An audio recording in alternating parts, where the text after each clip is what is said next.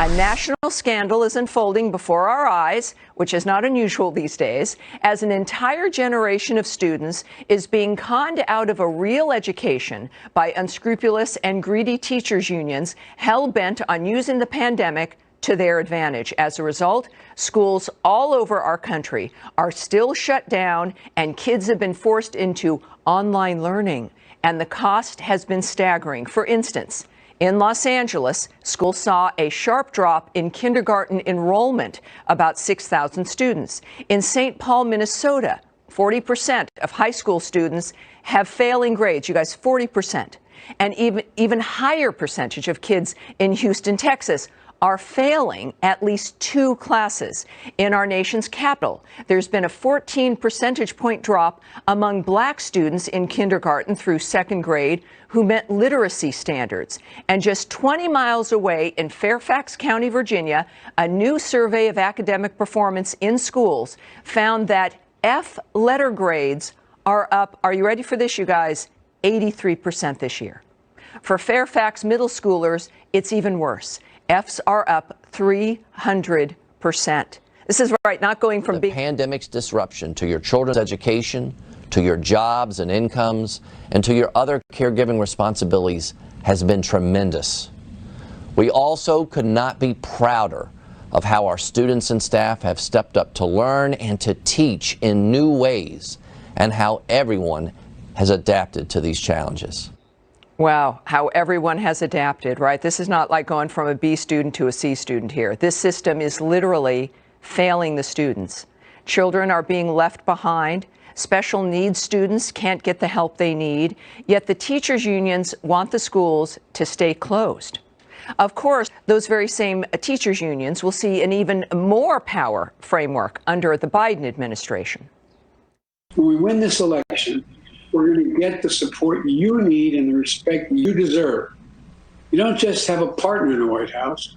You'll have an NEA member in the White House. Well, that should be concerning to some people. And joining me now is Asra Nomani, Fairfax County parent and former Georgetown professor. Also with me is Cynthia Garrett, education activist and founder of Cynthia Garrett Ministries and author of I Choose Victory. That is a great title, Cynthia. Thank you both for joining me. I appreciate it. Thank you. Now, I was just in relating that to our audience, Asra, the numbers are shocking. We've had a lot of shocking news this year, especially out of Fairfax. How are parents doing? And isn't there, I would think that there might be an uprising, or there should be, to deal with the entire school board. What's going on out there? Oh, parents are so angry. I mean, you can see behind me, we've got the man that you just heard is Scott Brabrand, the superintendent of Fairfax County. Parents now have this bumper sticker on their cars through Northern Virginia. They have Fire Brabrand, Audit, FCPS. I was just so angry listening to your segment just now, the data on these poor kids, literally poor kids who are failing now because we have a superintendent and a school board that is failing our children. Scott Brabrand has famously said through this year that equity is at the heart of his initiative for Fairfax County Public Schools.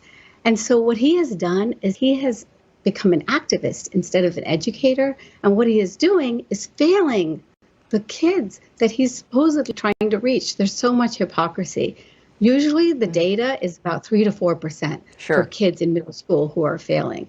So right now, the number of kids that are economically disadvantaged and failing is 1 out of 5. Wow. Hispanic kids, 1 out of 4.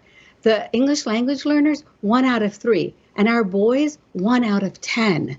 That's unbelievable. And so what we have is a lost year, just as you said. It's a political scandal. It's a travesty. And our superintendent is making more than $300,000 a year for this Remarkable performance. It's horrible. It's just so outrageous. You know, there's so many different fronts to this, Cynthia. You've got the teachers' unions and political interests there. You've got the impact psychologically on children if you get an F, if you fail at a young age. This sets into motion attitudes and a framework.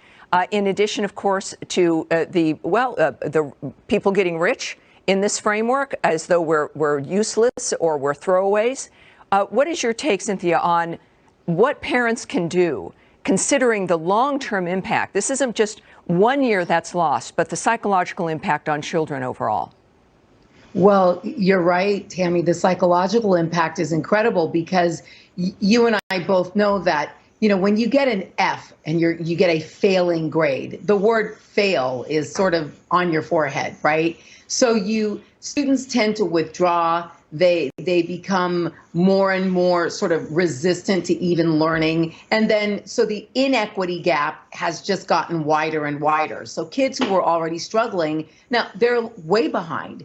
And I think so much of what parents can do has got to do with really and truly getting upset and showing up. Yeah. We've got to start to show up in our schoolrooms, in the classrooms, at the board meetings. We've got to show up, and we have to speak up, and we have to get angry, and we have to start to demand change. Well, I'd like both of you to hear a little bit about what Joe Biden had to say about the reopening of schools. Listen to this for a second.